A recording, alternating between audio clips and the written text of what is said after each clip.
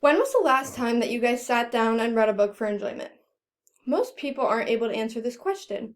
But did you know that reading can lower your blood pressure and your heart rate, which happens to be the number one cause of all heart attacks and strokes throughout America? My name is Ali Pap, and I'm going to be explaining to you guys the 3 benefits of reading both nonfiction and fictional books outside of school. These include increased moods, an expansion in your health, and a gain of your overall knowledge. Since the 5th grade, I've always found books appealing. I found comfort in books, and I loved reading. I loved just diving into an imaginary storyline and just losing track of time. These benefits don't go unnoticed by anyone, including yourself. They'll only help you in the long run throughout your life, and you're going to want to have all of these skills with you. To start us out, let's discuss how reading can increase your overall intelligence. Reading allows you to gain more knowledge than the average person who doesn't read. Reading regularly and opening a book makes you recognize the different stories, grammar types, and word choices that you can apply to daily conversations. For example, I read a book about World War II many years ago. It was such a boring historical event, but the story and the word choices and the writing style made me so interested in it that I wanted to keep reading. Nonfiction books are very controversial. Many people don't like them and they think they're boring. However, I think that they are very interesting and helpful for school. Ariella BK agrees with this statement, and he made an article stating that reading nonfictional books makes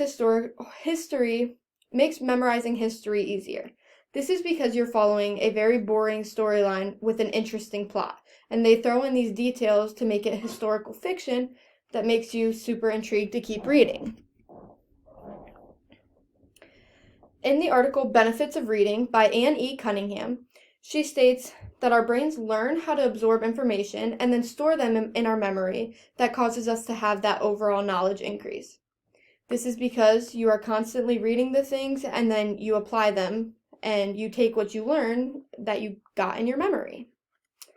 Similarly to gaining knowledge, I would like to discuss another benefit of reading to you, which is an increased vocabulary.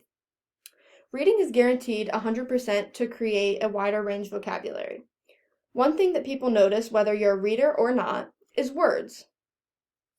If you aren't familiar with a word or you don't know what it means, chances are you're going to go to Google and look it up. For example, the first book that I ever read was Divergent. I found out that the genre was dystopian. I had no idea what dystopian meant, so I took it upon myself to Google what dystopia meant, and I found out it meant future world. This is just one example of when I take a word that I don't know and apply it to my everyday life. I looked it up, and now I can use it when I'm looking for another book like Divergent.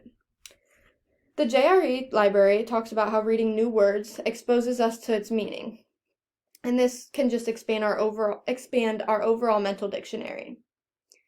I am a visual learner, so I notice this all the time. When I read something and then I want to talk about it days later, I will just remember how it looked or like where I got it from, and then I'll apply it to that. It's going into my mental dictionary.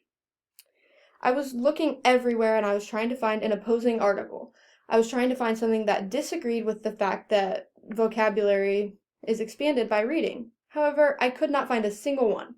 I did find an article written by Joan Starkey, however, and it was called Reading a Variety of Texts Regularly is the Key to Improving Our Vocabulary.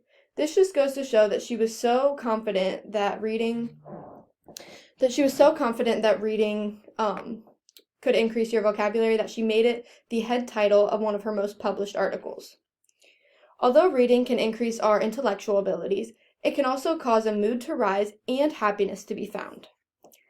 A book can be a safe space to someone, it can be a home, or it can just be where somebody needs to go when they're sad, depending on your relationship with books. It sounds strange to address a relationship with a book. However, it is exactly what we need. If you want to create overall happiness, an increased mood, and a healthy mind, you need to have a strong relationship with books. Reading can create a peace of mind and ensure a clear headspace for someone who wants to escape the world that they're in. I like to think of reading as a free stress reducer.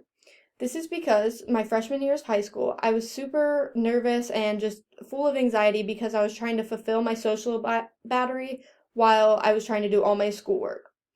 When I resorted to reading instead of TikTok and dumb videos, I found myself way more calm and I was way more interested in what I was doing because reading expands our attention span as well.